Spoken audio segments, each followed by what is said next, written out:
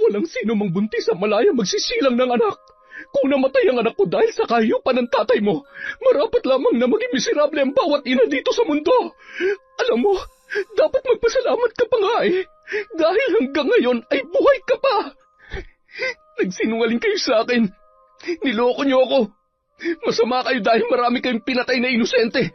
Pinaniwala mo ako sa mga kasinungalingan mo. Wala kang utang na loob. Parehong-pareho lang kayo ng tatay mo. Na pagkatapos kong mahalin, iniwan ako. Tandaan mo, ang halimaw na nasa harap mo ngayon, ang halimaw na to ang bumuhay sa'yo. Sana nun palang pala'y pinatay na kita. Pagsisisihan mo to.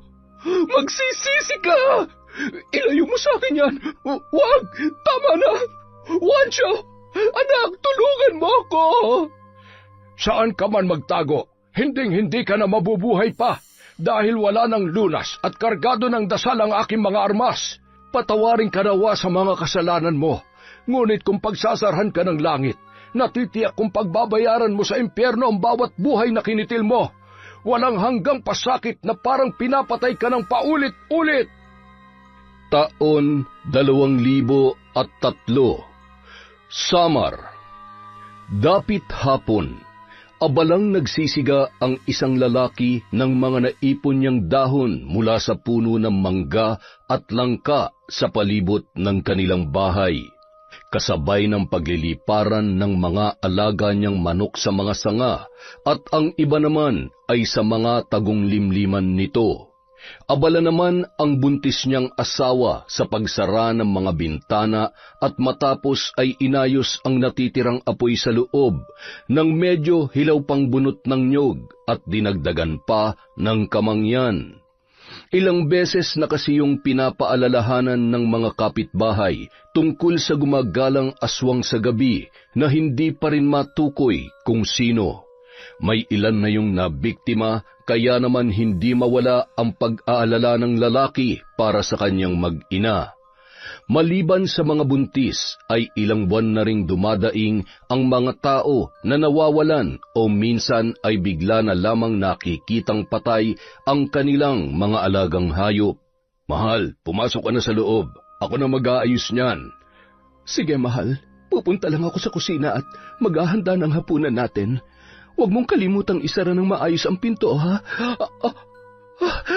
O bakit? Sumasakit na ba ang tiyan mo? Manganganak ka na ba? Hindi pa naman siguro.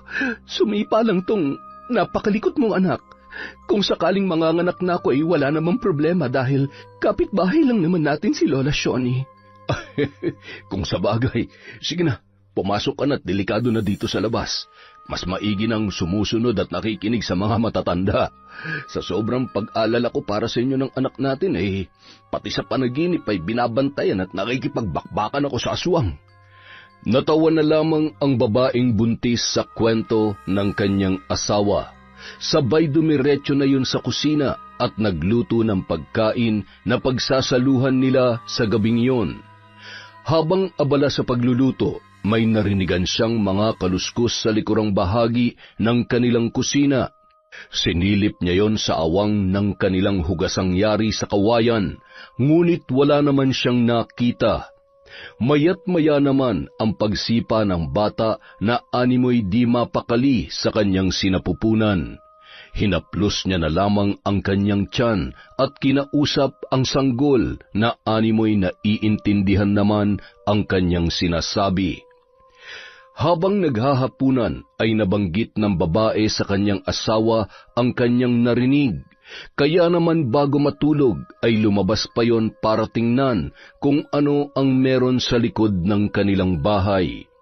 Napansin niya ang mga nayuping dahon ng kalabasa at mga damong tila ba dinaanan ng ligaw na hayop. Napabuntong hininga yon at pumasok na lamang sa loob. Hinigpitan ang pagkakatali ng pinto sa kusina para siguraduhing walang makakapasok sa bahay nila kung sakali mang totoo ang napapabalitang aswang. Bandang 12:00 ng gabi, nagising ang mag-asawa nang biglang makaramdam ng labis na pananakit ng tiyan ang babae Agad naman silang humingi ng saklolo sa kapitbahay nilang kumadrona na si Lola Shoni. Sige, isang malakas na iri na lamang at lalabas na ang bata. Kasabay ng malakas na pagtulak ng kumadrona sa may babang bahagi ng dibdib, ang malakas na iri at ilang sandali lamang ay lumabas na ang sanggol. Ngunit nagkatinginan ang mga yon nang wala silang marinig na iyak. Kung ano-anong paraan ang ginawa ng kumadrona para paiyakin at maisalba ang bata na noon ay kulay itim na ang buong katawan. Pasensya na pero walang buhay ang sanggol. Hindi patay ang anak ko. Kanina lamang sumisipa pa siya kaya imposibleng. Anak ko. Parang awa mo na huwag kang mamamatay. Huwag naman pong ganito, Diyos ko. Paano po nangyari ito, Lola Shoni? Hindi namin pinabayaan ang pagbubuntis niya. Posibleng inaswang ang batang ito. Bantayan niyo siya ng maigi. Siguradong matagal niya nang minamanmana ng mag-ina mo.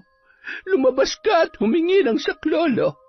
Nandyan lamang siya sa paligid. Hindi siya titigil hanggat hindi niya nakukuha ang katawan ng anak ninyo.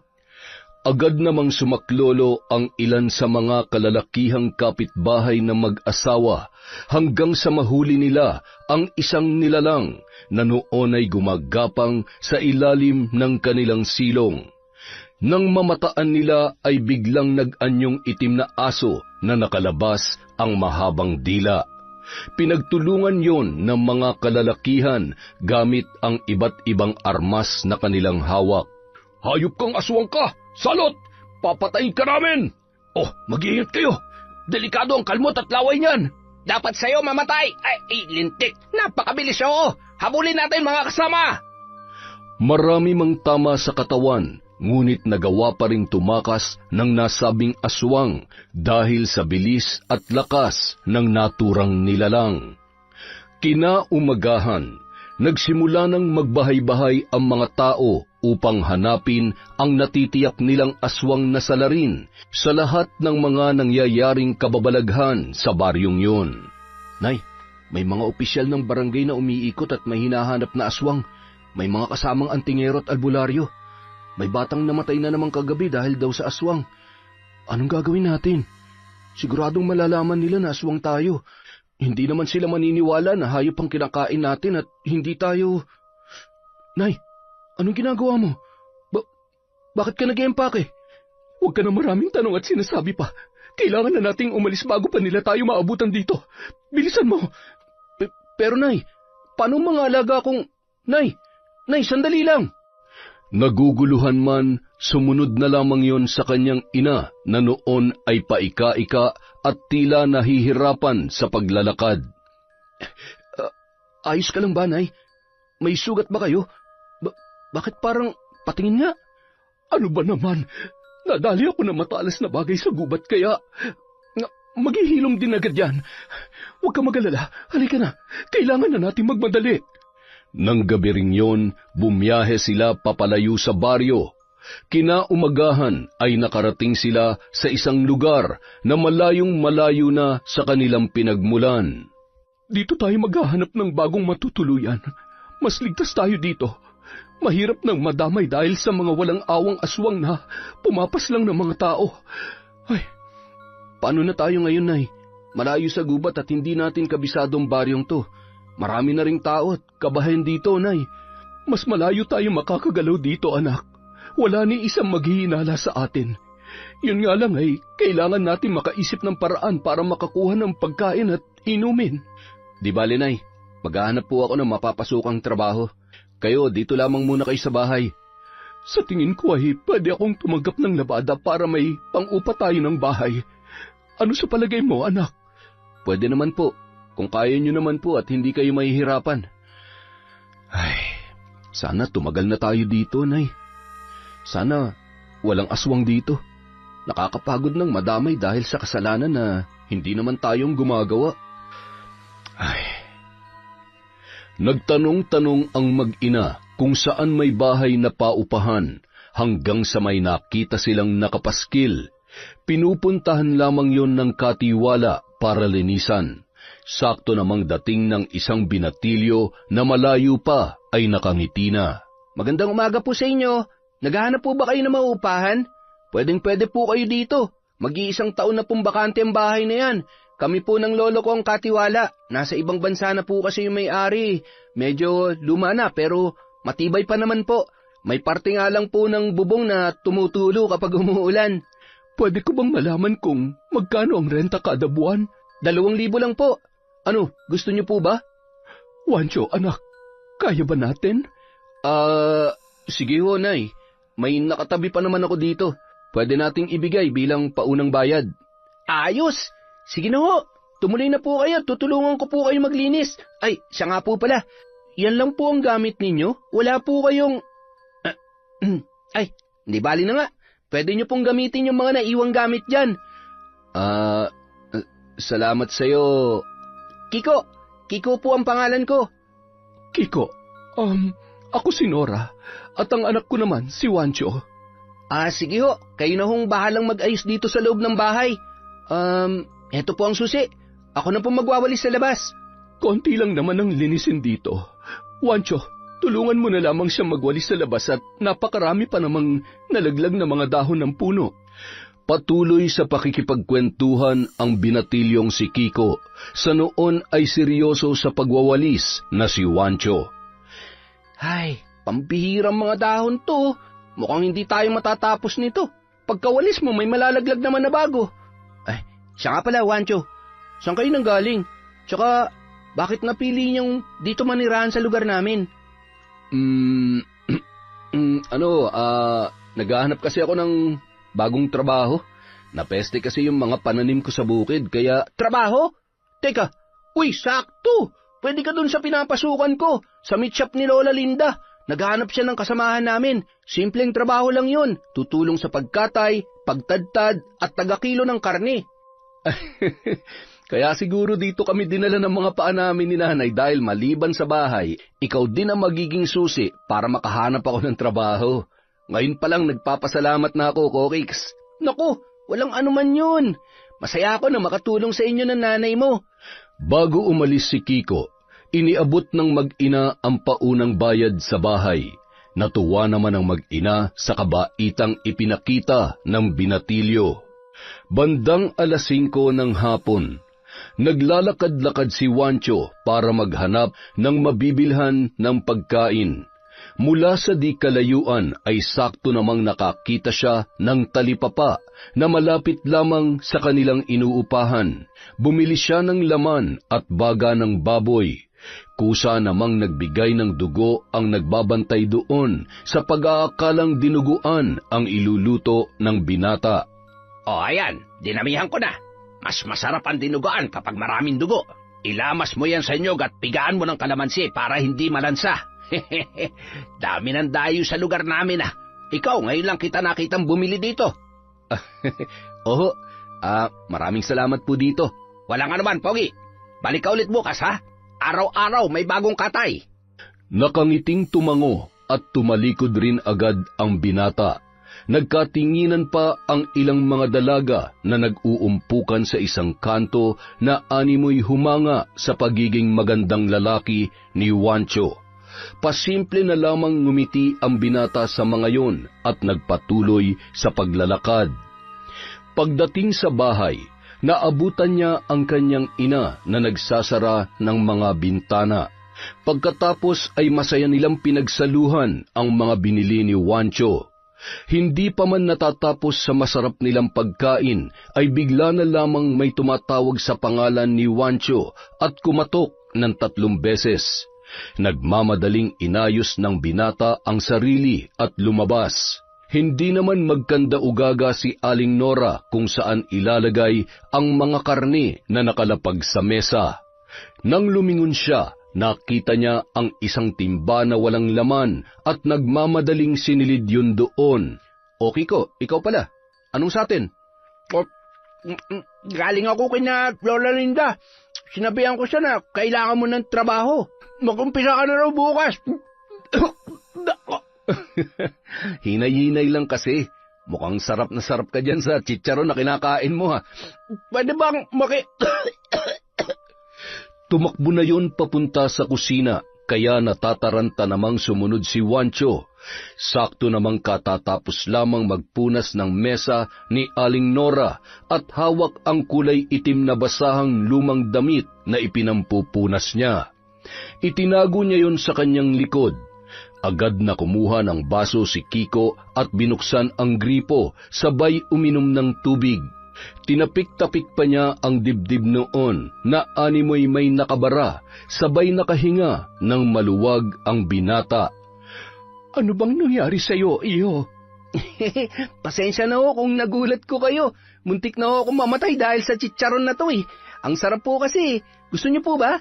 Panalo ho to kahit walang sawsawang suka. Mukhang masarap, kaya lang muntik ka nang mamatay dahil sa... gutom na po kasi ako eh, tsaka masarap po talaga to. Ay, siya nga pala, bukas dadaanan kita dito, 3:00 na madaling araw ha. Kaya ba? Sige, wala namang problema. Ang importante, may trabaho na ako kaagad. Dahil kapag nagkataon, palalayasin mo kami dito ni nanay dahil wala na kaming pangrenta. Sige, uuwi na ako at siguradong hinahanap na po ako ni Lolo. Aling Nora, pasensya na po ulit ha. Nako, wala yon. Salamat sa tulong mo kay Juancho. Inihatid nila sa may pintuan si Kiko at tinatanaw pang naglalakad papalayo ang binata. Marami pa ring mga batang naglalaro sa labas at mga taong nakatambay sa kalsada.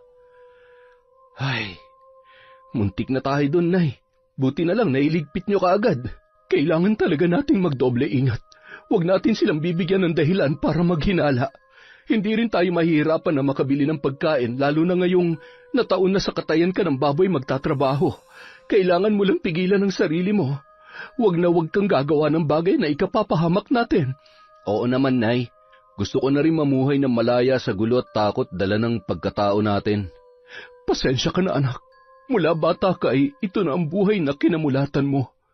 Nahihirapan at naguguluhan ka pero gusto ko lang malaman mo na ginagawa natin to para sa ikabubuti mo. Ayaw ko mapahamak ka. Hindi ko kaya. Kinabukasan, bago pa man mag-3:00 ay gising na si Juancho. Nagulat siya nang pagbangon niya ay nasa kusina na ang kanyang ina. Ang aga niyo naman hong gumising, Nay. Lumabas po ba kayo kagabi? Hindi, anak. Naninibago lang yata ako. Hindi man lamang ako abutin ng antok. Inihanda ko na ang mga damit mo. Doon sa may upuan. Kapag nakaluwag-luwag, bumili ka na lamang ng ilang pares at kakaunti lamang ang nadala ko dahil sa pagmamadali. Ayos lang po yan. Basta ho may magagamit ako. Isa pa, masipag naman ho kayong maglaba. Maya-maya maglalakad-lakad ako. Magtatanong ako kung may gusto magpalaba o baka naman may kakilala si Kiko. Sige ho, babanggitin ko po sa kanya. Hindi nagtagal, dumating na si Kiko at nagmadali na silang umalis. Pagdating sa may katayan sa likod ng luma, ngunit may kalakihang bahay ni Lola Linda, hindi kalayuan sa pwesto ng meat shop. Abala ang dalawang lalaki na matagal ng trabahante ng matanda. Eksakto nilang nadatnan na tinatali at tatarakan na sa leeg ang baboy. Tumulong naman sila at napapalunuklaway na lamang si Juancho nang maamoy ang sariwang dugo na dumadaloy sa isang malaking timba. 3 baboy ang kanilang kinatay. Pilit niyang pinipigilan ang kanyang sarili sa pagkauhaw sa dugo at laman na nasa kanyang harapan.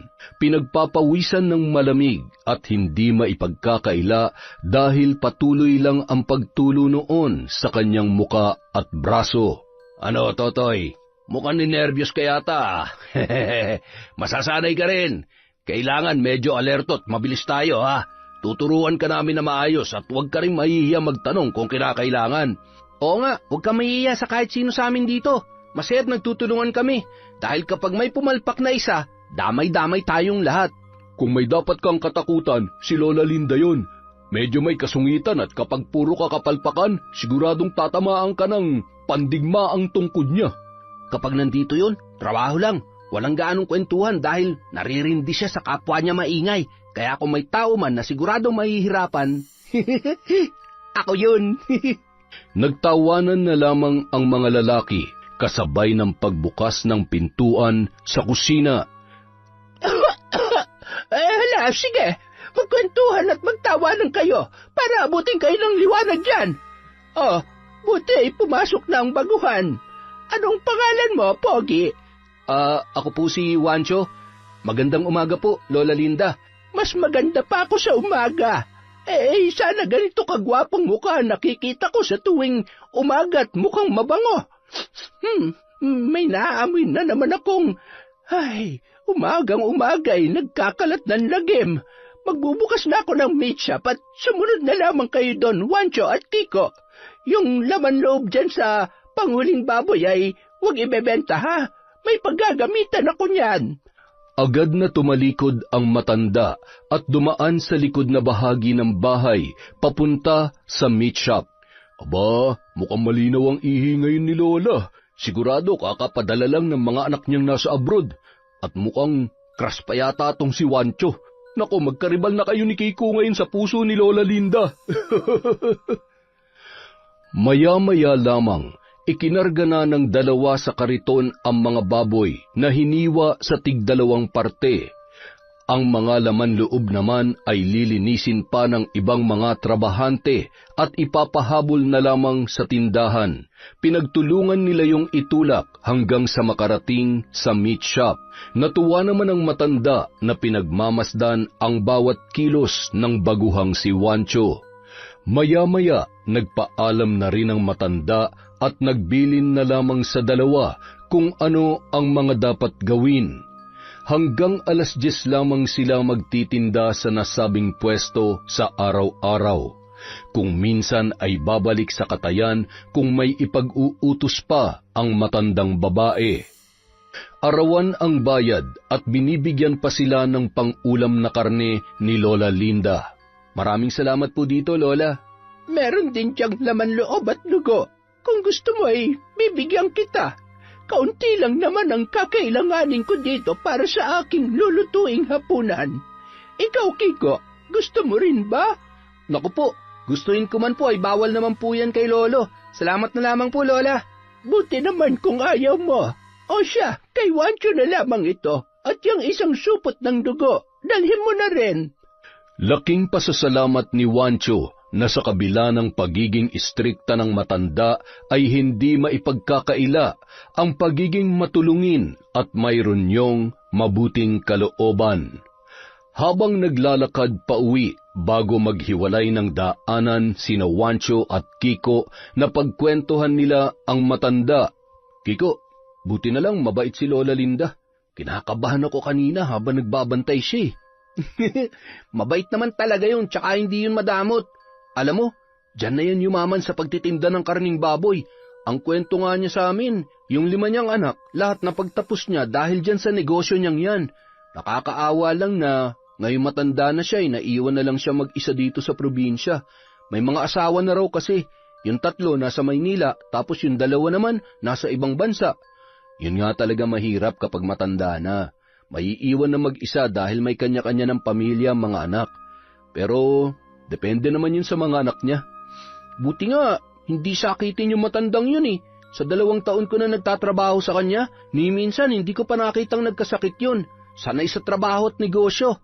Kinukuha nga daw yan ng anak niya sa Canada eh. Ang kaso, ayaw niya. O paano, dito na ako. Bukas na lang ulit. Sarapan mong pagluluto ng dinuguan ha. Patikimin mo ako bukas. Sige. Dadalang kita bukas. Malayo na ay nagsasalita pa rin si Kiko. Tumatango at kumakaway na lamang si Wancho dahil kahit bulong noon sa malayo ay sigurado na naririnig niya. Isa yun sa kanyang mga abilidad bilang aswang. Pagtapat sa isang karinderya, napatigil si Wancho at napangiti nang maisip niya kung paano bibigyan ng dinuguan ang kanyang bagong kaibigan na si Kiko, gayong hindi naman sila nagluluto ng kanyang ina. Miss, 2 order nga ng dinuguan. Sige, Pogi, sandali lang ha. Nakangiti namang inabot ng tindera ang binili niya, sabay inabot ang bayad. Nagmamadali na yun naglakad pa uwi at sakto namang nakita ang kanyang ina mula sa isang eskinita. Nay! Wancho, anak, buti naman at maaga kang nakauwi. 4:00 pa lang ha. Kumusta ang unang araw mo sa trabaho? Ayos naman po, Nay. Mabait naman ho yung amo ko. Binigyan pa tayo ng panghapunan natin. Teka, saan po kayo galing? Ha? Ano? Naglakad-lakad lang para makabisa ko tong lugar. Nagtanong-tanong din ako ng pwede kong maekstrahan para naman makatulong ako sa iyo. Kahit wag na ho siguro, Nay. Ako na lang po magtatrabaho para sa atin. Nagpatuloy sa pagkukwentuhan ang mag-ina habang naglalakad pa uwi sa kanilang bahay. Pagdating doon, iniabot niya kaagad kay Nora ang sinahod niya nung araw na yon. Aba, ang dami niyang dala mong pang-ulam ha. Mabuti naman may dugo. Sa wakas ay maiibsan na rin ang pagkauhaw ko. Nanunuyo ng lalamunan ko eh. Ano to? Bumili ka ng lutong ulam? Para po yan kay Kiko. Nanghihingi kasi ng dinuguan, kaya sabi ko, dadalhan ko siya bukas. Hindi naman siguro mapapanis yan dahil mukhang bagong luto. Tsaka may suka yan. Ay, kinabahan nga po ako, Nay. Buti na lang may nadaanan akong magandang tindera, karinderya. Umayos ka dyan. Kahit anong mangyari, wag ka magkakamaling matukso sa mga babae. Kapag nagkataon ay matutulad ka sa tatay mo. Baka mamaya, iwan mo rin ako o mapahamak ka lamang. Wala nang iba pang mas magmamahal sa'yo kundi si nanay. Nay naman, masyado niyong siniseryoso. Nagbibiro lang po ako. Ay, mabuti pa kumain na tayo. Medyo marami to, kaya magpapakabusog tayo ngayong gabi. Kinaumagahan, masayang-masaya naman si Kiko nang iabot sa kanya ang dinuguan na isinalin sa isang may katamtamang kulay puting sisidlan. Agad niya yung tinikman. Ang sarap pa. Pareho ng timpla dun sa karinderya na kinakainan ko minsan. Ang sarap pala magluto si Aling Nora. Hindi na umimik pa si Wancho at ngumiti na lamang. Natawa siya sa kanyang loob nang ipamigay pa ni Kiko sa iba nilang kasamahan ang dinuguan na yon. Makalipas ang 1 buwan, unti-unti nang nasasanay ang mag-ina sa bagong lugar at bagong buhay nila sa baryong yon. Bagamat marami ng tao at makabago na ang teknolohiya, marami na rin pinagkakaabalahan ang mga tao. Wala ni isa man lang na maririnig na usapan tungkol sa mga kakaibang nilalang. Isang gabi, umuwi si Wancho na wala doon ang kanyang ina. Batid niyang umekstra yun ng trabaho kaya gagabihin ng pag-uwi. Magpapaalam pa naman sana siya dahil niyayaya siya ni Kiko sa isang handaan malapit sa kanilang pinagtatrabahuhan. Hindi siya makatanggi sa binata lalo na at kailangan niyang makisama sa iba. Ano? Tara na! Ay isang forma, poging-pogi. Sigurado pag-aagawan ka ron ng mga chicks na alam mo na. Ha?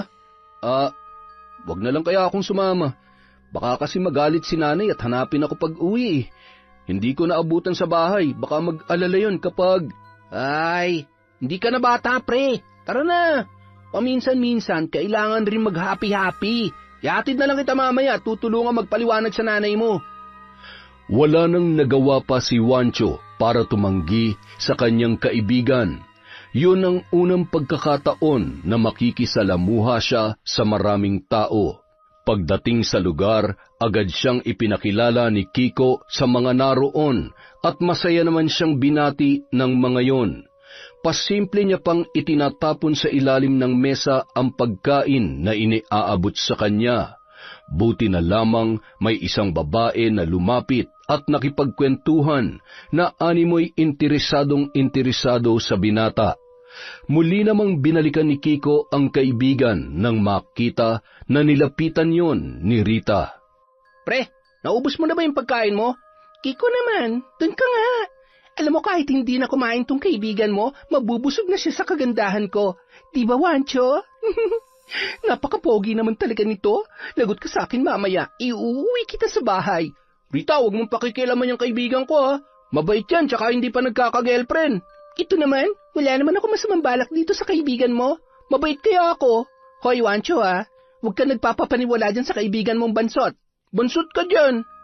Pangiti-ngiti na lamang si Wancho habang nag-aasaran ang dalawa, hanggang sa napilitan na lamang si Kiko na iwanan sa babae ang kaibigan at patuloy siyang nakipag-inuman. Sa kalagitnaan ng kanilang pag-uusap ni Rita, naisipan nung kumuha ng inumin.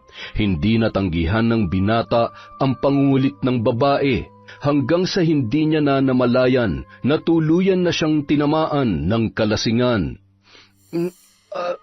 Mukhang nakakarami na ako. Dinadaya mo yata ako eh. Hoy, hindi ah. Sige na, ubusin na natin to. Konti na lang naman. Sunod-sunod na nilagok ni Wancho ang inumin na nasa kanyang baso, at tila wala na sa sariling ibinuhos ang natitirang laman ng bote at ininom din yun. Tuwang-tuwa naman ang babae na noon ay lasing na rin. Habang nagkakasiyahan ang dalawa, nakasubsob na si Kiko sa kabilang upuan. Mabilis din kasing malasing ang binata, lalo na kapag pagod. Patuloy na nagkakasiyahan ang mga naroon hanggang sa sumenya si Rita sa mga ito na uuwi na. Nakaakbay naman si Wancho sa balikat ng babae na noon ay tuluyan na ring nawala sa sarili dahil sa sobrang kalasingan. Dinala ni Rita ang binata sa kanyang bahay. Walang kaalam-alam si Wancho na pagsasamantalahan ni Rita ang kanyang kalasingan sa kung anuman na binabalak nito. Madaling araw na nang magising si Wancho katabi ang babae. Pareho silang walang saplot na nasa loob ng iisang kumot. Hindi niya malaman kung ano ang kanyang gagawin nung mga oras na yun. Lagot, anong ginawa ko? Anong oras na kaya? Kailangan ko nang umuwi. Siguradong hinahanap na ako ni nanay. Paglabas niya ng bahay, nakita niyang nakatayo mula sa di kalayuan ang kanyang ina. Nilingon niya pa ang bahay kung saan tiyak niyang naroon pa si Kiko dahil naaamoy niya pa ang kanyang kaibigan. Mas minabuti niya na lamang nalapitan ang noon ay tumalikod niya ng ina. Nay, sandali po. Hindi ka talaga nakikinig sa akin. Gusto mo ba talaga mapahamak? Bakit ba napakatigas ng ulo mo? Hawak ni Wancho ang kanyang muka at hindi na lamang umimik pa. Ramdam niya ang lakas ng sampal ni Aling Nora at yun ang unang pagkakataon na nakita niyang nagalit ng sobra ang kanyang ina. Naiintindihan niya naman kung saan nagmumula ang galit na yun. Lalo na't sa kabila ng galit ay nababasa niya ang pag-aalala sa mukha nito. Samantala, mabigat man ang katawan ay pinilit pa rin niyang pumasok sa trabaho. Nay, papasok na po ako. Tiningnan lamang siya ng masama ni Aling Nora. Napabuntong hininga, sabay tumalikod na lamang ang binata. Ay, wala ka rin pinagkaiba sa tatay mo. Nakakalimot kapag nasa harapan na ng babae. Muling nanumbalik ang masalimuot na pinagdaanan ni Nora sa piling ng yumaong ama ni Wancho dahil sa pangyayaring yun. Samantala, halos magkasunuran namang dumating sa trabaho sina Wancho at Kiko. Anong oras ka nakauwi kagabi? Nalasing ako. Paggising ko, wala na akong kasama dun. Pambihira, hindi mo man lang ako ginising. Maaga pa. Ano kasi, sinundo ako ni nanay. Pero marami ka pa naman kasama nung pumuslit ako. Anak nang, pambihira naman oh. Talagang mahal na mahal ka ng nanay mo ah. Ay, siya nga pala. Kumusta kayo ni Rita kagabi? Nakascore ka ba? Ha? Ano yun? Ay, saan planeta ka ba nang galing? Pambihira naman oh. Halika nga't magtrabaho na lang tayo. Masyado ka namang good boy. Bandang tanghali, malayo pa ay narinigan na ni Wancho ang boses ni Rita na noon ay papunta sa kanilang pwesto. Nagmamadaling magtago ang lalaki. Oh, anong ginagawa mo dyan? Si Rita, paparating. Sabihin mo hindi ako nakapasok. Anak nang, wala naman ah. Nananaginip ka pa yata eh. Nagulat si Kiko nang biglangan dumating si Rita at malayo pa ay nababakas niya na ang magandang ngiti ng babae. Napalitan ng malungkot na ekspresyon ang mukha noon nang makita na wala doon ang kanyang pakay. Oh, bakit? Hinahanap mo si Wancho? Oo, sanay eh. Nasaan ba siya? Wala, hindi nakapasok. Pinagod mo yata kagabi. Hoy, huwag ka namang maingay, baka may makarinig sa'yo. Pakisabi na lang kapag nakita mo siya na, hinahanap ko siya ha, at sana magkita ulit kami. Ay, oo na. Sige na, umalis ka na at kapag nakita ka na naman ni Lola Linda dito, siguradong masisira na naman ang araw nun. Umirap pa ang babae at agad na umalis. Nang makalayo-layo ay lumabas na sa pinagtataguan si Wancho. Ay, paano kaya yan? Baka araw-araw niya akong kulitin dito. Huwag ka magpapauto dun, luka-luka yun. At ang balita ko, buntis daw. Baka mamaya ipaako sa iyo yung bata. Nako, mahirap yan, pre. Oo, buntis nga siya at hindi niya maipagkakaila yun. Hindi niya pwedeng ipaako sa akin yun dahil imposibleng... May anting-anting ka ba, Wancho? Anting-anting? Bakit mo naman naitanong yan? Eh kasi, kanina, alam mo agad na paparating si Rita. Tapos ngayon, siguradong-sigurado ka rin na buntis talaga siya. Alam mo yung lolo ko, mahilig at maalam din yun sa mga ganyan. Wala akong anting-anting. Malakas lang talagang pakiramdam ko at tungkol naman sa pagbubuntis niya, halata naman sa hulma ng katawan niya eh. Kung sa bagay, buntis? Sino ang buntis? Nakabuntis ka, Wancho? O sino sa inyong dalawa, ha? Wala po, Lola. Ang pinagkukwentuhan namin ay yung buntis po na bumili kanina. Ano po kasi, muntik niya na pong makalimutan yung sukli.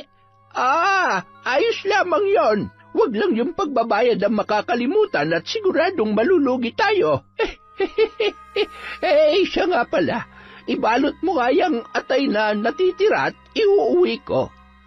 Nagkatinginan ang dalawa at agad namang sinunod ang utos ng matanda. Pagkuway tumalikod na yon at tila nagmamadaling umalis. Ano kayang ginagawa ni Lola sa mga lamang loob? Mag-isa lang naman siya sa bahay. Imposible namang sa araw-araw na pagluluto niya ng mga yun ay kaya niya yung ubusin. Hindi naman siya ganun kalaki.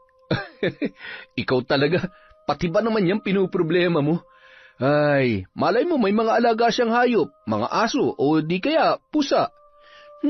Siguro nga. Alam mo, siguro ang luwag sa loob ng bahay niya, no?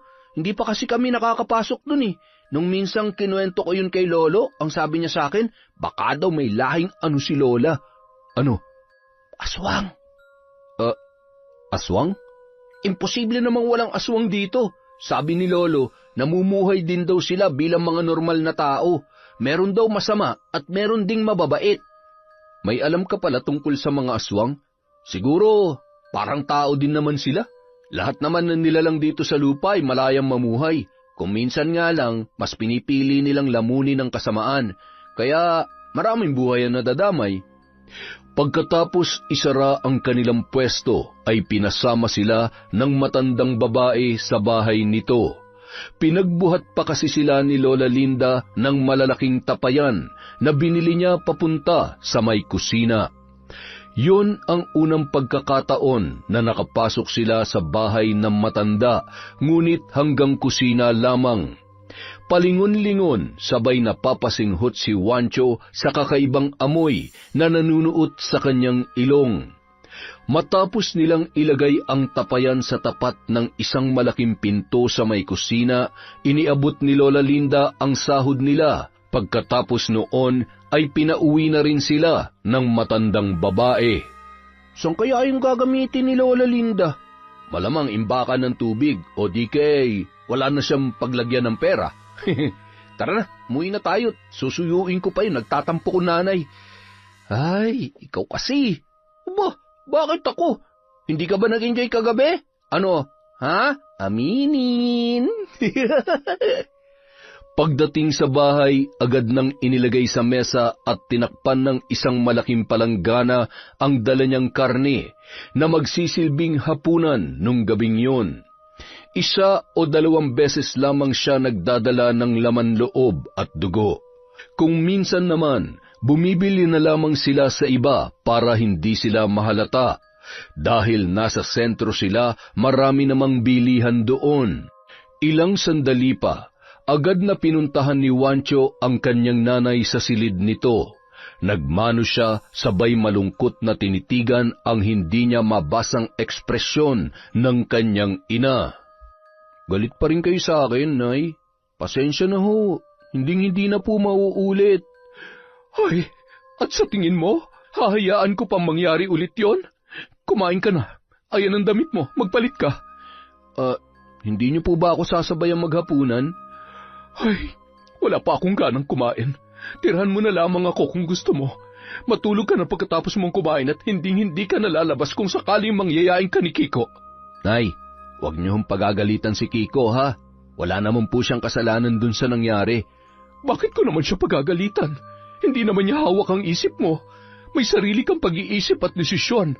Ano mang resulta ng ginagawa mo ay bunga ng iyong desisyon. Ay, sige na. Isara mo ang pinto at matutulog na rin muna ako.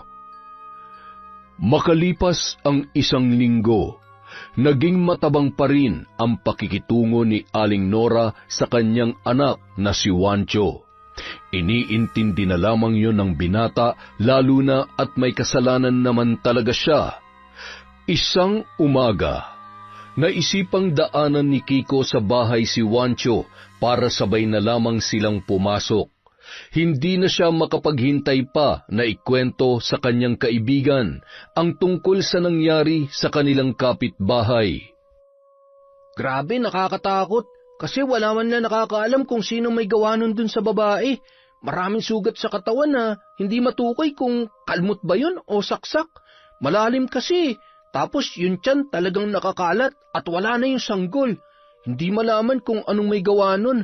Pero sabi ni Lolo, aswang lang naman na may kakayahang gumawa nun. Aswang? Kung sakali mang totoo yan, ibig sabihin may aswang sa baryong ito. Ngayon lang ba nangyari na may naging biktima dito sa lugar ninyo? Oo, kaya nga yung iba hindi naman naniniwala na may aswang dito eh. Ang sabi, baka yung adik na dating asawa ng babae ang may gawa. Napaka walang puso naman nun. Ay, mahirap kasi wala namang nakakita sa nangyari. Bigla tuloy ako natakot. Mahirap na, baka sa susunod na mga araw, wala nang piliin yun. Sabi ko nga kay Lolo, turuan niya ako para ako mismo maghahanap sa aswang na yan eh. Ay nako, tatadtarin ko siya na parang karni, pipinuhin ko kung kinakailangan.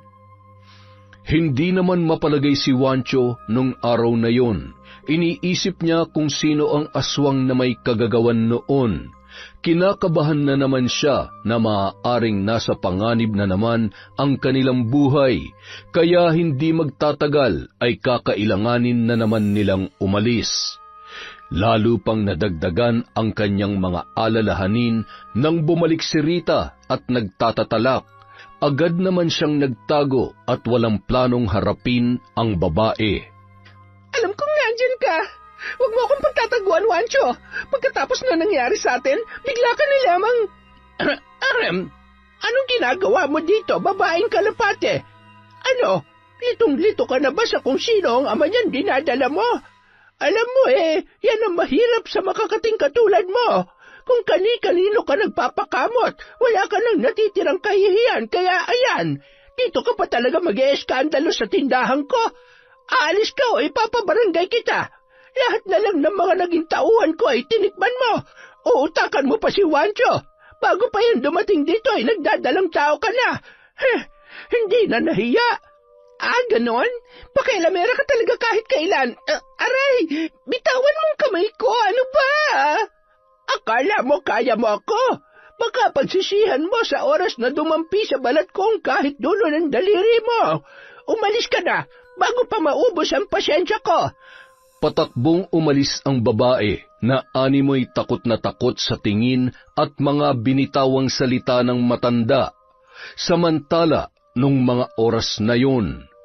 Mula sa di kalayuan, nakatanaw naman si Aling Nora sa mga nangyayari. Ilang araw niya nang binabantayan ang bawat kilos ng anak na si Juancho at ang mga tao na nakakasalamuhan nito. Huwag ka na magtago dyan, Juancho. Sa susunod, pumili ka naman na matinong babae. Hindi yung, ay, ewan. Sige na, ayusin nyo ng trabaho nyo dyan. Dalhin nyo na lang ang benta ngayong araw sa bahay at linisan nyo muna na maayos dyan bago kayo magsara mamaya. Sige po, Lola Linda. Kami na po ang bahala dito.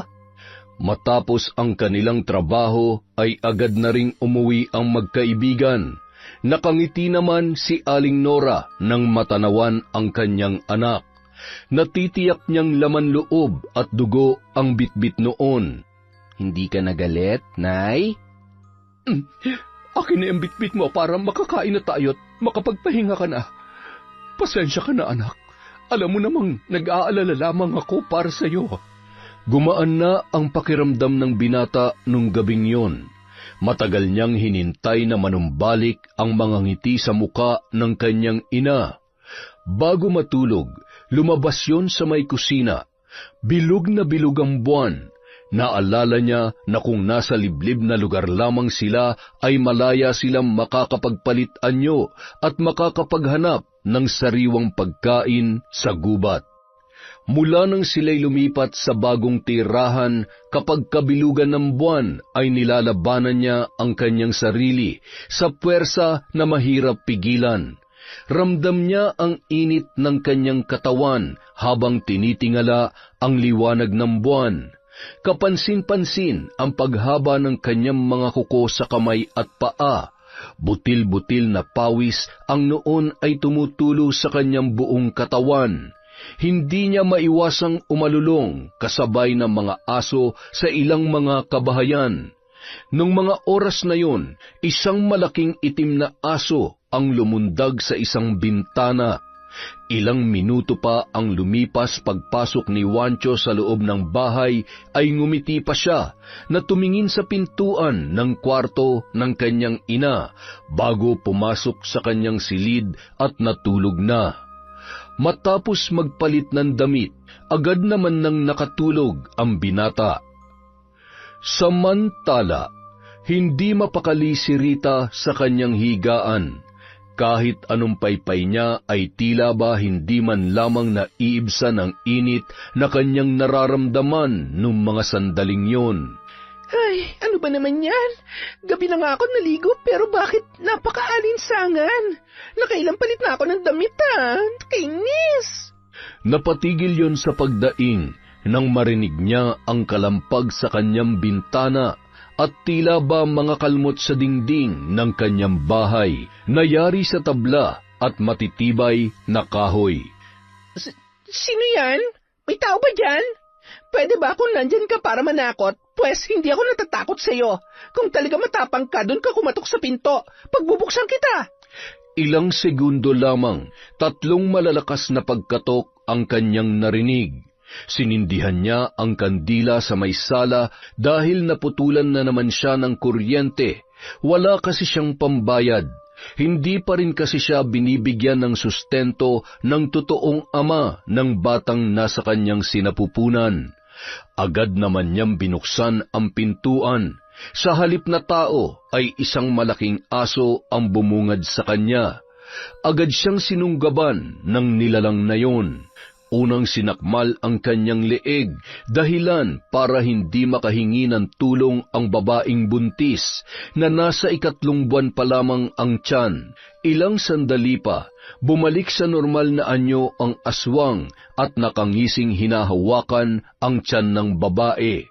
Nagngilid ang luha ni Rita habang inaaninag ang muka ng isang babae hanggang sa unti-unti na yung nalagutan ng hininga. Inilabas ng babae ang kanyang dila at nagmistula yung matalas na bagay na bumaon sa puson ni Rita at nilantakan ang maliit na nahuhulma pa lamang na bata sa kanyang sinapupunan. Hindi pa yun nakuntento, Gamit ang kanyang kuko ay hiniwa niya ng tuluyan ang tiyan at doon ay walang pakundangan niyang nilantakan ang laman loob ng naturang babae. Muli yung nagpalit anyo bilang isang napakalaking aso. Hinila ang katawan ng babae gamit ang kanyang mga matitibay na pangil papalabas sa loob ng bahay noon. 3:30 ng madaling araw, pasipul-sipul na dumaan sa tapat ng bahay si Kiko, papasok sa kanilang trabaho. Napatigil siya nang maaninagan ang tila ba nakahandusay sa tapat ng bahay ni Rita. Dala ng kuryosidad, lumapit siya at nang maaninagan kung sino ang taong yon, ilang segundo pa ang kanyang hinintay para tuluyang makalabas ang boses sa kanyang bibig. Tulong! Tulong! Agad naman naglabasan at nakiusisa ang mga tao na hindi rin makapaniwala sa sinapit ni Rita. Pangalawa na ito. Buntis ang tinitira ng nilalang na nasa likod ng mga nangyayaring ito. Ay, Diyos ko po, hindi ito normal na paraan ng pagpatay. Wala nang natitirang takot sa Diyos at di man lamang naawa sa biktima. Kahit naman ganyan si Rita ay hindi naman yata makatarungan na mamatay siya sa ganyang paraan. Eh, kawawa naman. Mukhang tama nga si Lolo. Aswang nga may gawa nito. May mga aswang na rin sa baryo natin. Dapat tumalaman ni Lolo. Kailangan mahuli ang mga aswang dahil kapag nagkataon, marami pa mabibiktima at mamamatay. Nagkakagulo at nag-uumpukan ang mga tao na may iba't ibang haka-haka sa nangyari. Napakunot noon naman si Wancho nang matanawan ang kaguluhan at nang maaninagan ni Kiko ang kaibigan ay agad yung tumakbo papalapit. Wancho, patay na si Rita. Pinatay siya ng halos magkapareho ng paraan ng pagpatay sa buntis noong nakaraan. Ha? Ano? Sino may gawa nun? May nakakita ba? Alam mo, malakas ang hinala ko na tama si Lolo na may aswang nga dito. Pero kung sino, yun ang hindi ko rin alam. Siguro, asawa ng mga nakakarelasyon niya o baka may kaaway siyang... Sandali, hindi ba kahapon nag-away si Lola at si Rita? Hindi kaya... Si Lola Linda? Ay, imposible naman yun. Walang imposible, Wancho. Magaling magtago ng pagkatao mga ganyang uri ng nilalang. Mapagpanggap at alam nila kung paano linlangin sa katotohanan ng mga tao. Pero masyadong mabait si Lola Linda. Sa tingin ko, hindi niya magagawa ang iniisip mo. Yun na nga eh. Alam mo, maraming tao na binubulag tayo sa pansamantalang kabutihan para makapaghasik ng kasamaan. Kaya sa ngayon, kailangan natin malaman ang totoo. Kailangan kong tulong ni Lolo at sana tulungan mo rin ako na hanapin ang aswang na pumapatay ng mga buntis dito sa baryo. Ano, Wancho? Ay, sige, tutulungan kita. Sa ngayon, pumasok na tayo sa trabaho. Magmadali na tayo at siguradong iinit ang ulo ni Lola Linda kapag naunang gumising yun sa atin. Halika na, bilis. Tumakbo na tayo. Hindi batid ni Kiko ang pagkabahala ng kaibigan. Hindi mawala sa kanya na paghinalaan din si Lola Linda, lalo na't ramdam niya ang galit ng matanda sa babae. Anong klaseng aswang kaya siya? Hindi namin siya kauri. Pero alam ko na may itinatago rin siyang sekreto. Pero kung siya nga may kagagawan nito, siguradong may malalim siyang dahilan. Hindi lang dahil sa nagkasagutan sila kahapon. Ay... Iba ang tingin ng magkaibigan sa noon ay matamlay na si Lola Linda. Noon lamang nakita ni Kiko sa ganoong sitwasyon ang matanda. Nababakas nila sa mukha nito ang lungkot at hindi rin yun masyadong umiimik. Maaga rin silang pinagsara nung araw na yun. Pagsapit ng hapon, pag-uwi ni Wancho ay agad niyang ikinwento sa kanyang ina ang nangyari. Tingnan mo nga naman, kahit gaano pa kabait ang matanda, ay napupuno rin. Sa tingin ko ay tama ka, anak. Mag-isa lamang siya sa buhay, at sabi mo ay hindi rin siya basta-basta nagpapapasok sa kanyang bahay.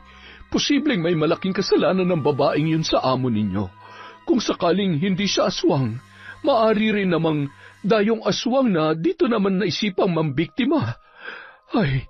Hindi naman kasi lahat anak ay mas pinipili ang nakasanayan natin. Kahit minalas tayo dahil sa hindi tayo normal katulad ng iba, nasasa atin pa rin kung pipiliin nating maging mabuti o masama. Kaya lang po sa ngayon, ang pinoproblema ko ay kung paano matutulungan ng kaibigan ko. Gusto niya malaman kung sinong aswang na pumapatay. Naghihinala siya kay Lola pero paano kung mapatunayan niya na hindi si Lola at malaman niya na aswang ako dahil maraming alam ang lolo niya sa aswang. Kaya kahit anong mangyari, kailangan natin mag-ingat at umiwas na magpapakita sa lolo niya. Baka kasi sa oras na malaman niya Anak, walang makakaalam sa sikreto natin at wala rin makakapanakit sa atin. Gagawin kong lahat para protektahan ang ating sikreto. Kung kinakailangan na magpakalayo-layo, gagawin natin yun ng paulit-ulit. Masiguro ko lamang ang kaligtasan nating mag-ina. Samantala. Apo, halika. Ito ang sagot sa mga katanungan mo. Ang boteng ito ay tinatawag na panghabak. Kailangan mo ito para malaman kung may aswang na umaali-aligid. Maaari mo silang iwasan. Para sa katulad mong hindi marunong makipaglaban ay mas maganda kung yun ang gagawin mo. Baka mapahamak ka lamang dahil malalakas ang mga yan. Hindi mo sila kaya. Marami ka pang dapat matutunan. Isa pa, wala namang dahilan para patayin natin sila. Wala naman silang kasalanan sa atin. Huwag mong susubukan na magpakabayani, Kiko.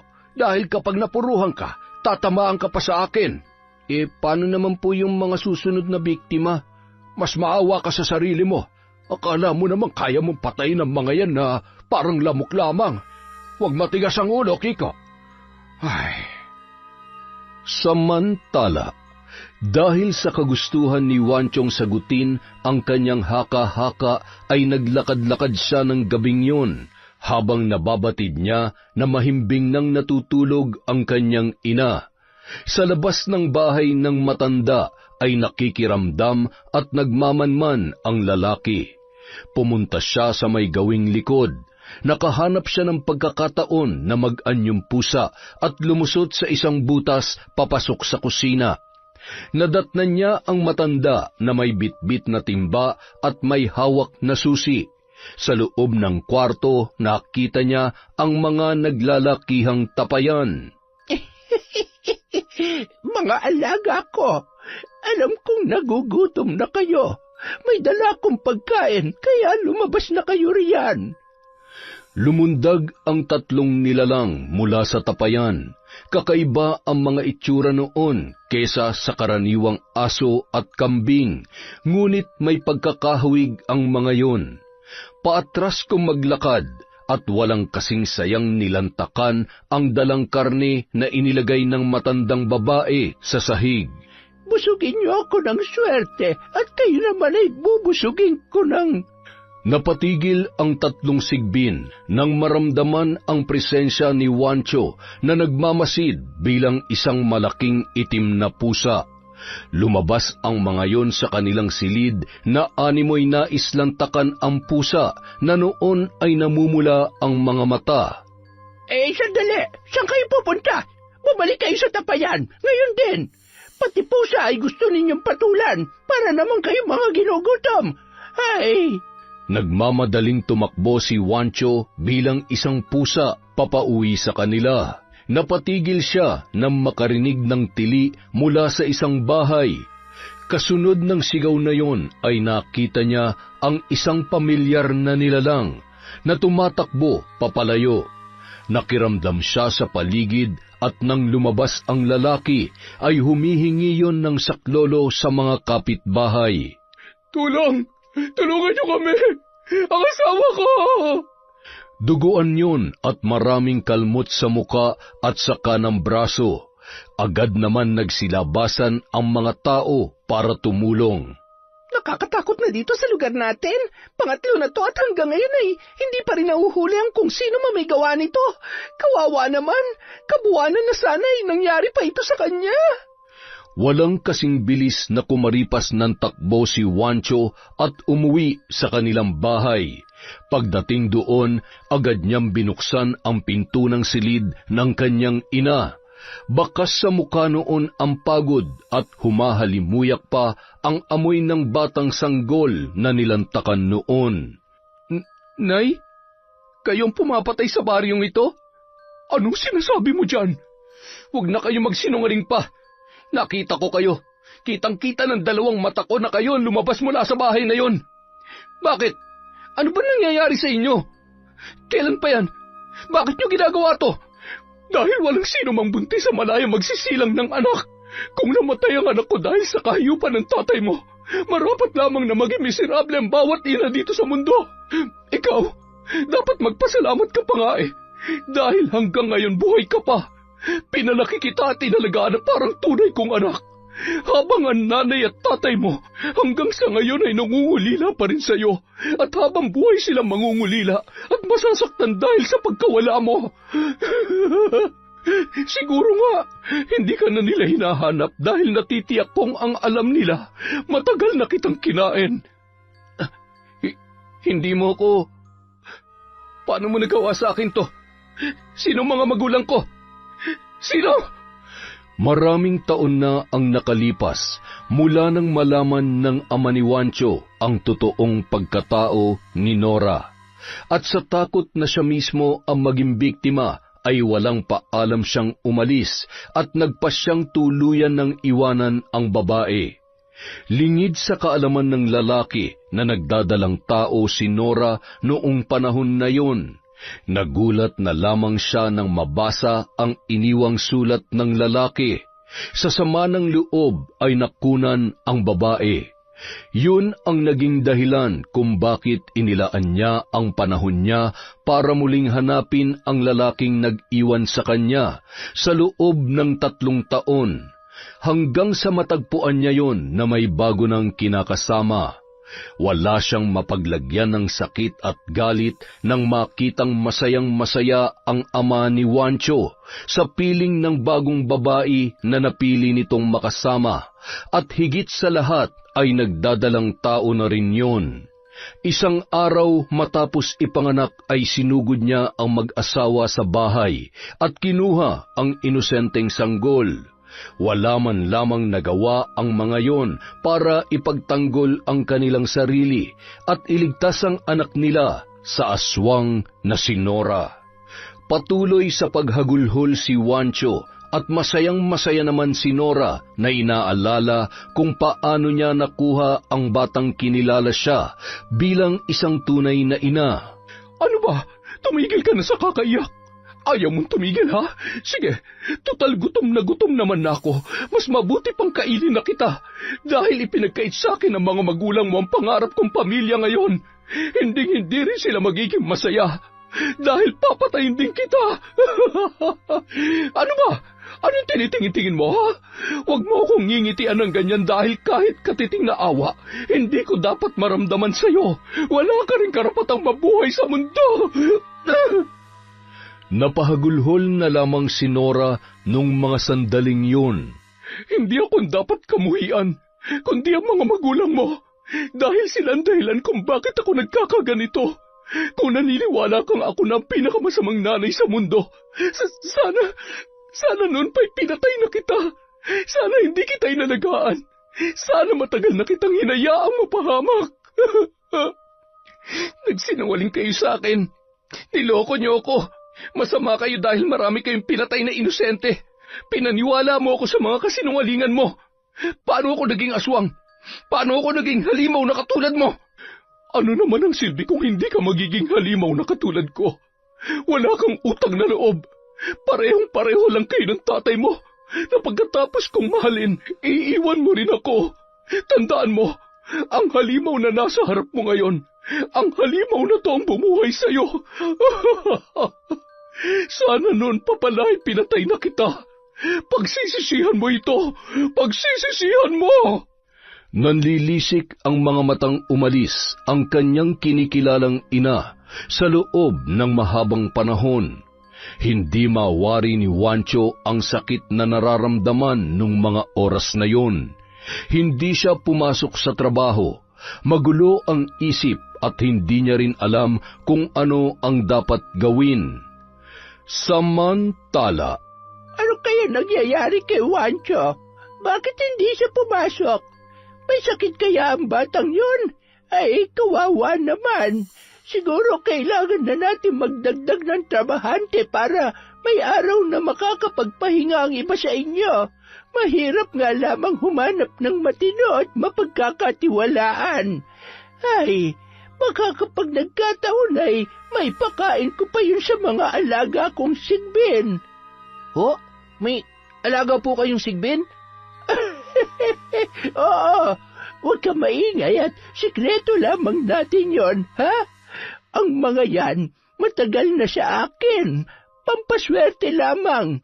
Kapag mabuti ang may-ari, ay hindi naman mapanganib mag-alaga niyan. Yung yumao kong asawa ay naniniwala na ang mga sigbin talagang dahilan kung bakit naging maganda ang takbo ng negosyo namin. Pero sabi nga kailangan sabayan ng sipag at utak. Siya, mamaya ay daanan mo si Wancho. Kumustahin mo't dalhan mo ng lulutuing ulam, ha? Kawawa naman, siguro pagod na. Lola, pwede rin po ba akong mapagod bukas? Medyo nararamdaman ko na rin po kasi ang sakit ng katawan ko Aray, Lola naman. Hindi pagod yan. Wari ko'y katamaran yan. Ayusin mo ang trabaho mo't dodoblehin ko ang sahod mo ngayon dahil mag-isa ka lamang dito. Siya nga pala, anong balita tungkol sa bagong pinatay? Kumpirmado na nga bang aswang ang may gawa noon? Opo, Lola. Nakita raw po mismo ng asawa ng pinatay na buntis. Sugatan nga rin po yung lalaki. Ay, Lola, hindi kaya nakakawala yung sigbin mo sa gabi? Akala ko ba'y kumpirmadong aswang? Bakit naman nadamay ang mga sigbin ko? Kulang kaya ata sa balos ng tungkod ko Sa tinagal-tagal ko na dito, ngayon lamang nangyari yan. Wari ko'y hindi taga rito ang aswang. Isang dayo mula sa mga karatig lugar kung saan talaga naman marami pa ring aswang. Akalain mong dumayo pa sila rito? Ay, dapat na lang talaga tayo mag-ingat. Bandang 4:00 ng hapon, matapos ang trabaho ay dumiretso si Kiko sa bahay ni Wancho. Bukas naman ang pinto at nagtuloy-tuloy yun sa silid ng binata. Pre, ano nangyari? May sakit ka ba? Ay, medyo masama lang ang pakiramdam ko. Salamat sa pagdalaw, Oh, wala ka naman lagnat Ano nangyari dyan sa mata mo? Umiyak ka ba? Nasaan si Lola Nora? May problema ka ba? Ay, hindi ko alam kung paano ko sasabihin sa'yo, pre. Baka kasi hindi mo naman ako maintindihan at hindi ka rin maniwala sa akin. Mukhang malalim yan, pre Sige na, sabihin mo't makikinig ako. Ano bang problema yung tinutukoy mo? Alam mo yung mga namatay na buntis? Alam ko na kung sino may gawa. Ano? Nakita mo ba?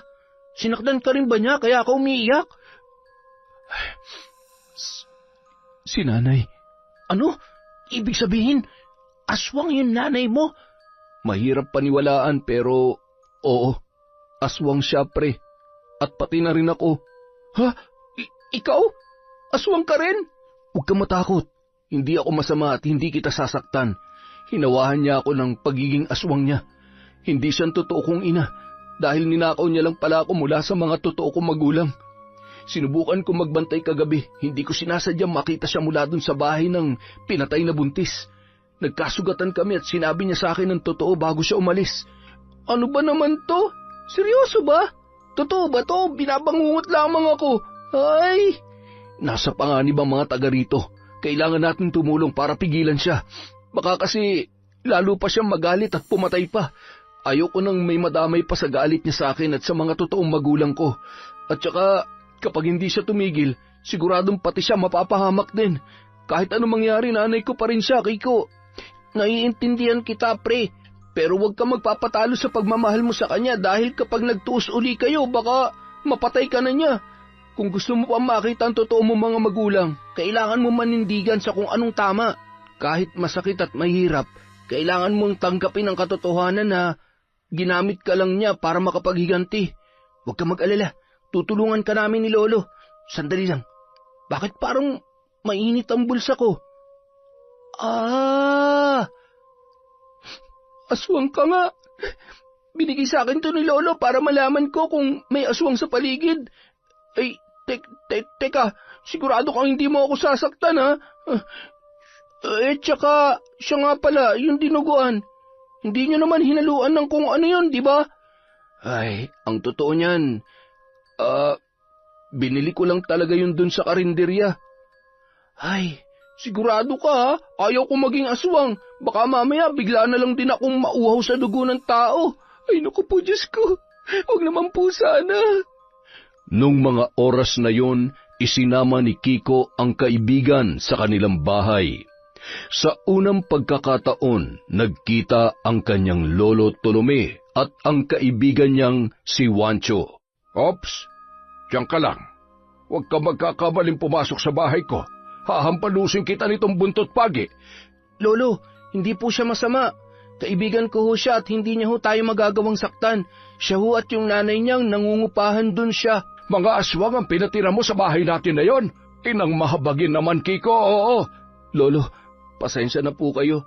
Pero gusto ko lamang pong malaman nyo na nandito po ako para patunayan sa inyo na wala ho ako masamang hangarin sa mga tao dito sa lugar ninyo. Hindi ko po alam na ang kinikilala ko pong nanay ang pumapatay sa mga buntis. Huli na po para malaman ko ang katotohanan dahil maging ako po na itinuring niyang anak, ginamit niya lamang para makapaghiganti. Tulungan niyo po ako mahuli at labanan siya. Sa tagal na panahon ko nang tinalikuran ang pagtugi sa mga aswang, hindi ko may papangako mapagtatagumpayan natin ang gusto mong mangyari. Pero, sige, magtulungan tayo para wala ng buhay ang mawala pa. Panahon na para gamiting muli ang aking anting-anting at kaalaman para sa ikatatahimik ng mga taong nakatira sa lugar na ito. Inilabas ng matandang lalaki ang matagal niya ng itinatagong mga armas na pamatay ng aswang. Iniabot niya ang punyal sa kanyang apo at isang itak na kulay tanso. Nakipag-ugnayan sila sa opisyal ng barangay sa planong pagdakip sa aswang na si Lola Nora at paalalahanan ang bawat kabahayan na magdoble ingat.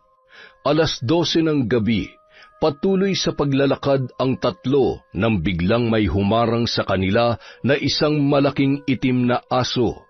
Agad yun nagpalit anyo at walang kasing lakas na tumawa na animoy hindi man lamang natatakot sa mga armas na bitbit ng mga taong nasa kanyang harapan. Talaga namang naghanap ka pa ng mga kakampi. Para ano? Para patayin ako? Yun ba, Wancho? Hindi mo man labang ba inisip kung anong pwede mangyari sa kanila?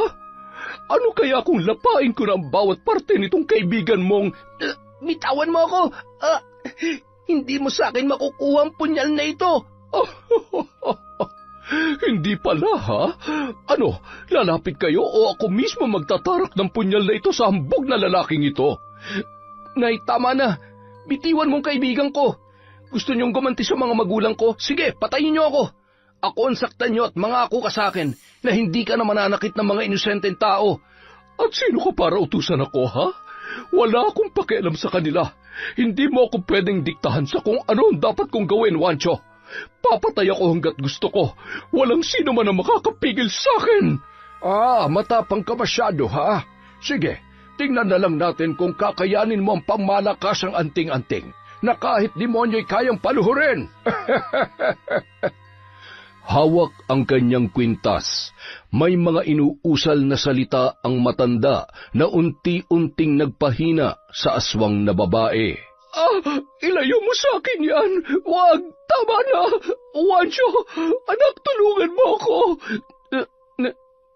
Nay? Huwag kang lalapit sa kanya. Huwag mo na siyang subukang linlangin.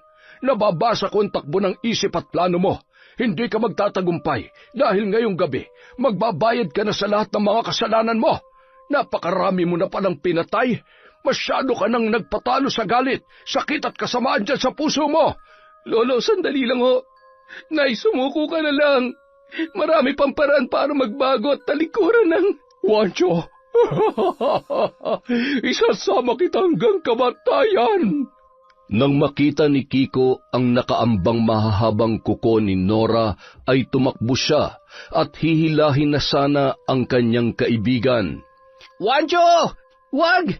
Ang sama mo talaga! Humanda ka!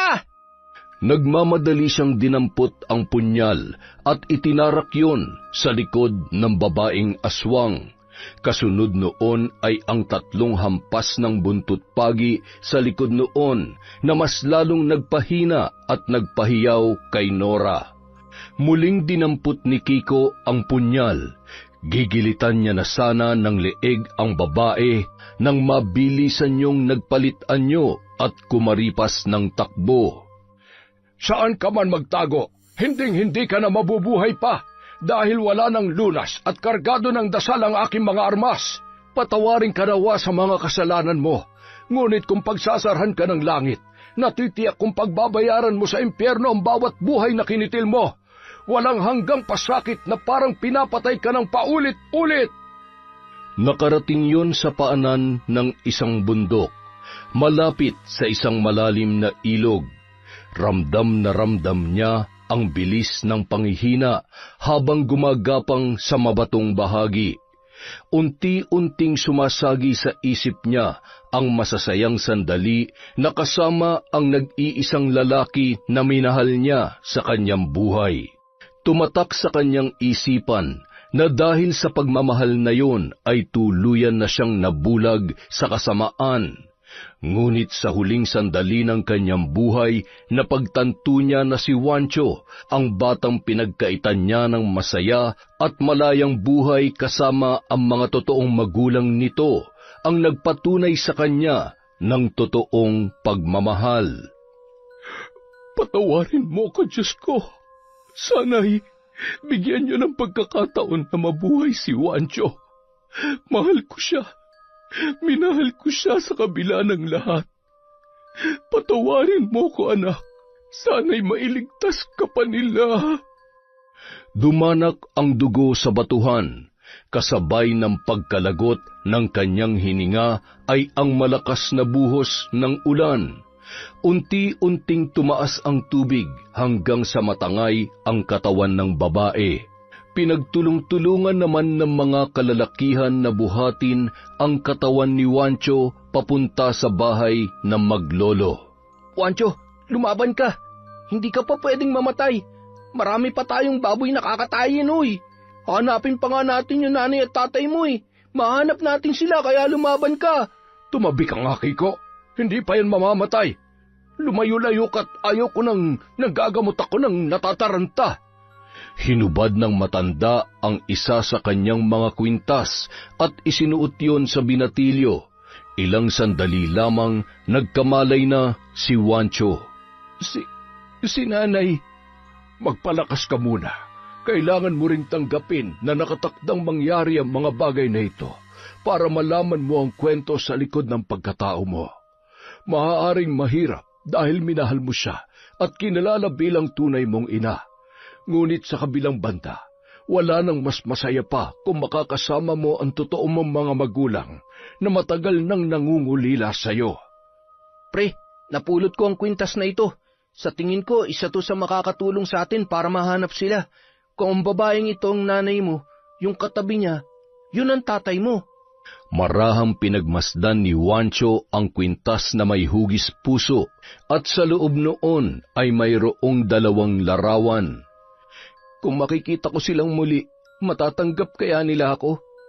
Isa na rin akong aswang katulad ni Nanay Nora. Huwag ka mag-alala. May pag-asa ka pang gumaling dyan sa pagiging aswang mo. May kilala kong albularyo na makakatulong sa'yo. Hindi magiging madali dahil sa mahaba-habang proseso ng panggagamot, ngunit kung bukal sa kalooban mo na magbagong buhay at yayakapin ng liwanag, walang imposible, bata. Makalipas ang 1 linggo, tumungo sila sa nasabing albularyo. Sa ngalan ng Ama na makapangyarihan sa lahat, lisanin nawa ang katawang lupa ng lalaking ito ng itim na kapangyarihan at mailuwa niya ang bertud ng aswang.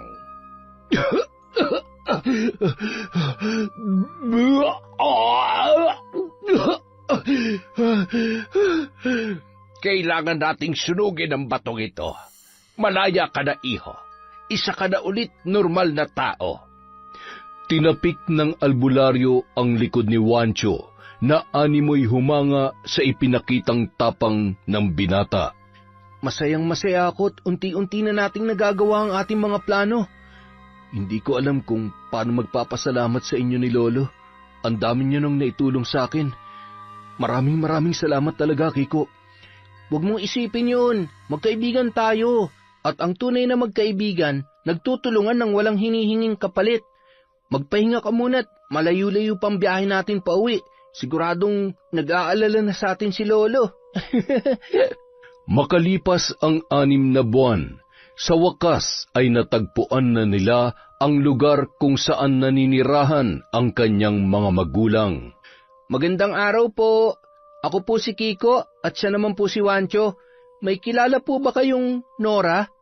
Ito po yung kwintas niya at... Bakit kilala niyo si Nora? Alam niyo ba kung nasan siya? Bakit nasa inyong kwintas na ito? Ako ang batang pinalaki niya. Bago siya nawala ay tsaka ko lamang po nalaman na hindi po pala siyang totoo kong magulang. Wala nang salita pang lumabas sa bibig ni Ricardo. Napahagulhol na lamang yun at tinawag ang kanyang asawa at mga anak na noon ay nasa kusina. Umiiyak sa tuwa ang mag-asawa na hindi makapaniwala na sa loob ng mahabang panahon, sa wakas ay ang mismong anak pa nila ang nakatagpo sa kanila. Masayang-masaya naman ang 2 kapatid niyang babae na sa wakas ay makakasama na nila ang kanilang panganay na kapatid. Ipinagpatuloy naman ni Wancho at Kiko ang pagtatrabaho kay Lola Linda. Ay, buti na lamang at naisipan niyo pang bumalik dito, mga damuho kayo. Nakakaubos ng pasensya yung mga pansamantala kong pinalit sa inyo. Kung hindi lang ako nakapagpigil ay talaga namang pinakain ko na sila sa mga sigbin ko. Ay nako, siya, sige na. Kayo nang bahala dito at magpapakulay muna ako ng buhok. Namuti ng lahat, kakahintay ko sa pagbabalik ninyo. Lola, parang masayang-masaya kayo ngayon ah. Siyempre, bukod sa nandito na ang 2 kong poging tindero ay papauwi rin ang mga anak ko sa susunod na linggo. Alam nyo na minsan lamang kami magkita-kita at matagal ko nang pinagdarasal ito. Naging masaya naman sila para sa matandang amo. Ramdam nila ang pangungulila noon sa kanyang mga anak. Samantala, umuwi naman si Wancho sa kanyang pamilya 2 beses sa isang buwan. Sa kagustuhan ni Lolo Tolome na ituring na rin siyang apo, ay doon na siya pinatira ng matanda sa bahay ng maglolo. Nagsasama-sama at nagtuturingan bilang isang tunay na pamilya. Walang mapaglagyan ng tuwa at saya si Wancho sa kabila ng mga pinagdaanan niya. Sa bandang huli ay natatamasa niya ang simple ngunit mapayapang buhay. Gaano man kapait ang kanyang nakaraan ay nagpapasalamat pa rin siya sa itinuring niyang inang, aswang. Yon! Maraming salamat po sa walang sawang pagsuporta sa kwentong Enteng. Dahil dyan, meron po ulit tayong shout-out. Simulan po natin kay Mel Santarita. Hi po kay Faye Yuson. Kay Leian Lumentigar. Kay Gian Lumentigar from Chabi, Liego. Hi po kay Gina Fajardolihat. Hi kay Jennifer Mauricio, kay Lucille de Lima, kay Jesus Alegre. Hello po kay Teresa Barcelona. Shout out kay Noraline Olitsub, kay Angeline Ignacio, kay Carlo Casapaw. Hello po kay Romeo A. Marcelino at Arian Gay Leonora. Hi po kay Chef Abel Sheria Ada Matawaran from Justina Benliro. Hi po kay Mercedita Balana Reyes. Shout out po kay Jessica Rojas, kay Tita Serrano, kay Teresita Perez. Hi kay Connie Cacalda, kay Sally Roldan, kay Veronica Tana, kay Chat Advincula, kay Kimusi Girl Asbiron. Hi kay Jonah Angelica. Hello po kay Jennifer Sacris, kay Mamiliana Nalugon. Shout out kay Rosalie Estose, kay Chodolfo Velasco, kay Digna BL. Hi kay Chris Alcantara, kay Chona Baynosa, kay Gabi ng Lagim. Hello po kay Rowena Enriquez. Shout out kay Larry Gumangan from UAE, kay Giselle Colamar, kay Beth Mercado. Hi kay Tita Tessie, kay Maricar Dayag, kay Irish Caballes, kay Ryan De Los Santos. Hello po kay PTK Rose Amar. Hi kay Leonardo Agbayani Jr., kay Denzel Inderes, kay Ashley Domingo.